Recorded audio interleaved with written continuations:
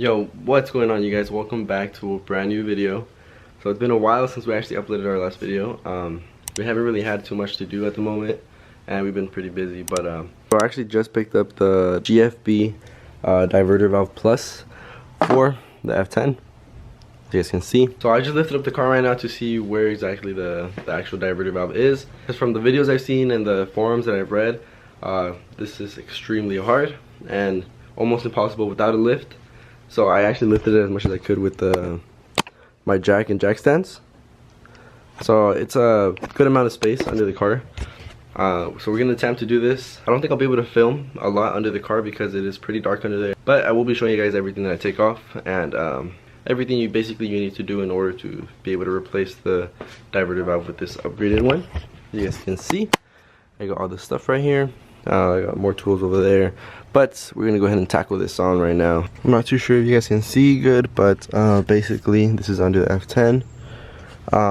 The water pump is right here, and from what it looks, it's pretty much like right on top of the water pump. If you look from like an angle over here, it should be right about there, from what it looks like.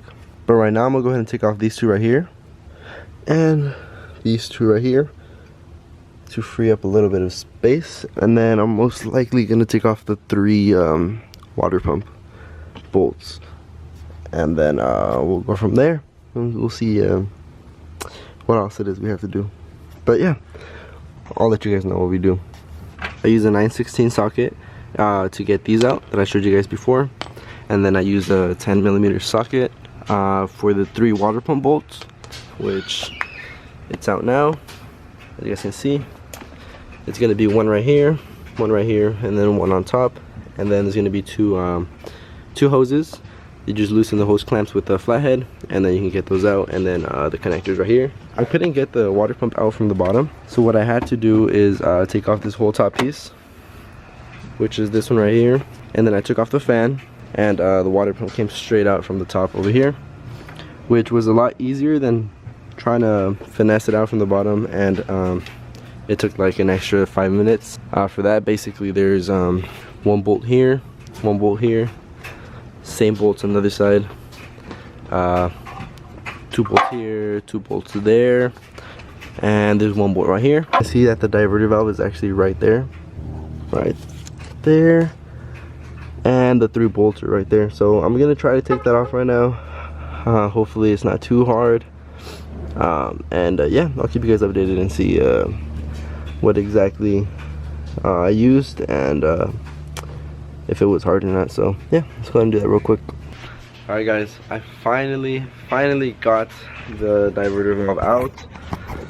As you guys can see right here, it was a pain to get out.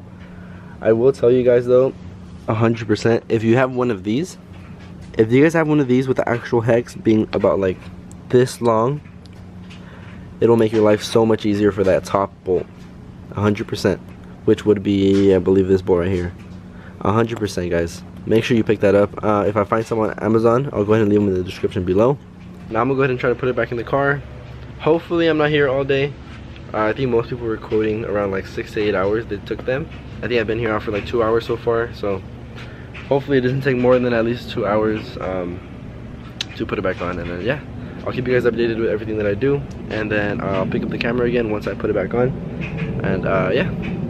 Alrighty guys, the new diverter valve is now in, as you guys can see right there. One thing I did forget to mention, I also took off the water pump bracket, which was 3 bolts, 1, 2, and 3, and it looks like this. So I took those 3 bolts off. It gave me a little bit more clearance for that top bolt that I tell you guys was really hard to get out. But yeah, besides that, it's back in now. Now all I have to do is put back the brackets, put back the water pump, and then I'll have to put the fan in and that part back in. The rest should be pretty quick, shouldn't take too long anymore. And yeah, I'll keep you guys updated.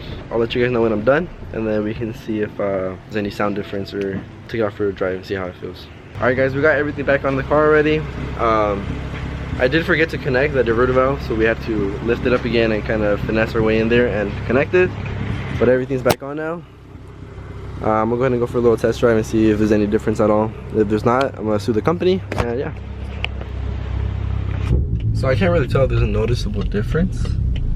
I'm gonna do a little pull real quick and see how it feels. So I'll pick the camera up again after. Alright guys, so I'm back home already. I did a couple pulls. I can't really feel a very like big difference with sound or performance. I'm assuming this would help like in the long run. If you ever were to do like bigger turbo and stuff, it would help with holding more boost. But besides that, I think I mean, maybe it made a difference, and you can't really, it's not really something you can feel or hear. But yeah, I mean, I did it either way. I found a good deal online, so I went ahead and picked it up. And yeah, I hope you guys liked this video. If you did, if you liked how I was a little more in depth with how the install was, go ahead and give this video a big thumbs up. Please stay tuned for more videos coming soon. We haven't had too much to do recently, and we've also been a little busy, but new videos will be coming out soon. And yeah, if you guys have any recommendations or anything you want to see, let me know in the comments below. And besides that, we'll see you guys next time. We're out. Peace.